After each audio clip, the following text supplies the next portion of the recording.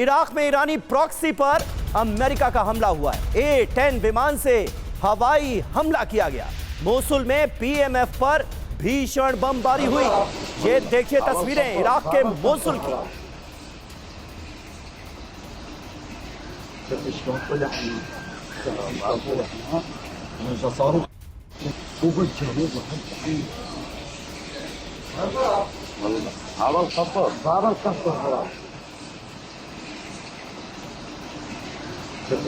Mosul में PMF पर भीषण बमबारी की गई है, यानी ईरानी प्रॉक्सी को बनाया गया है निशाना अमेरिका की तरफ। और अब आपको कुवैत की तस्वीरें दिखाते हैं। कुवैत में ईरान का ड्रोन हमला हुआ है। एयरपोर्ट के बिल्कुल पास ऑयल टैंक पर हमला हो गया। ईरानी हमले के बाद ऑयल टैंक पे लगी भीषण आग। ये देखिए तस्वीरें, ये आग बुझाए नहीं बुझ रही है। ये कुवैत की तस्वीरें हैं जहां पर एयरपोर्ट के बिल्कुल पास का इलाका धधक रहा है, जल रहा है। ये देखिए तस्वीरें, कितना बड़ा इलाका इस वक्त आग की चपेट में नजर आ रहा है। ये कुवैत एयरपोर्ट के बिल्कुल पास की तस्वीरें हैं जहां पर एक ऑयल टैंक पर हमला होता है और एक बड़ा इलाका आग की चपेट में आ जाता है। रेस्क्यू ऑपरेशन वहां पर शुरू किया जा चुका है, लेकिन आग बुझाए नहीं बुझ रही।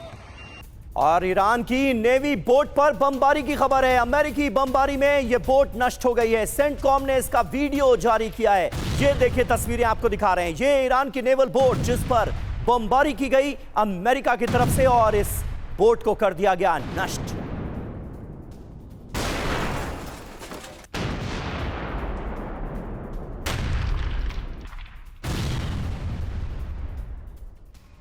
तो ये देखिए तस्वीरें, किस तरह से आग धधकती हुई नजर आ रही है और जंग रुकने का नाम नहीं ले रही है। हमारे साथ इस वक्त तमाम खास मेहमान मौजूद हैं। पूर्णिमा नाथ जी अमेरिका से और डॉक्टर जाकिर हुसैन हमारे साथ ईरान सपोर्टर के तौर पर और पत्रकार के तौर पर मौजूद हैं।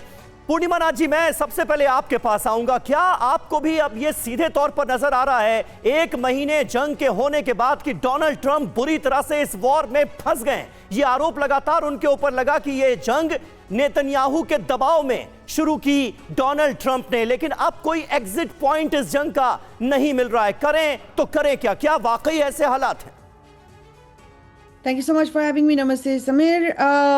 30 days, 2 billion a day, $60 billion expenses from America. Iran ki death total is almost 2,000, Lebanon 1,100, United States 13, Israel 19. Least death in America and for America, and Iran had the highest death. In this particular case, America was the aggressor. So when you say America फंस चुका है, certainly फंस चुका है, लेकिन at the end of the day America का जीत तभी होता है। हमेशा यहाँ पे वो डेथ टोल से वो पॉलिटिक्स खेला जाता है यहाँ पे अमेरिका में। वो इस नंबर आप यही स्टैटिस्टिक्स से आप देख ले, ये लोग चिल्लाएंगे कि we have won the war, वो पहले दिन से ही चल रहा है। पर at the end of the day question, अगर आपने ऑलरेडी जीत लिया तो अभी किससे फाइट कर रहे हो? ग्राउंड ट्रूप की क्यों प्रिपरेशन चल रहा है? आप अगर मिडिल ईस्ट में 50,000 ट्रूप अगर ऑलरेडी है अमेरिका का, तो अभी 15,000 टोटल अभी क्यों भेज रहे हो? So at the end of the day America wants dominance, America wants Iranian oil. Lindsey Graham जैसा हमारे पॉलिटिशियंस जो लिटरली टीवी में जाके बोलते हैं अमेरिका और ईरान और Venezuela has 31% of global oil, और हमें वो चाहिए।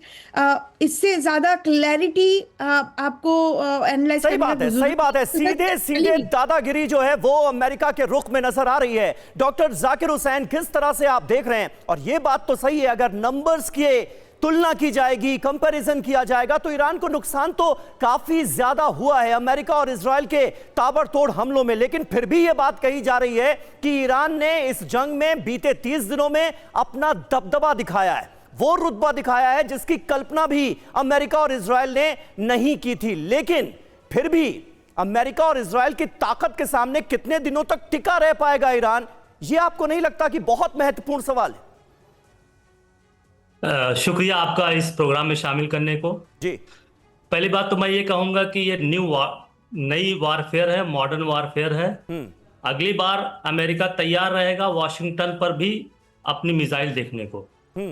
अब कंट्रीज जो है बर्दाश्त नहीं करेंगी इस तरीके से। अमेरिका आके कहीं इस तरीके से गलत काम करेगा तो यहाँ से मिसाइल अमेरिका के अंदर जाएगा, जो अमेरिका अब तक सेफ रहा है। ये मेरी बात मान लीजिए, ज़्यादा 5 साल में।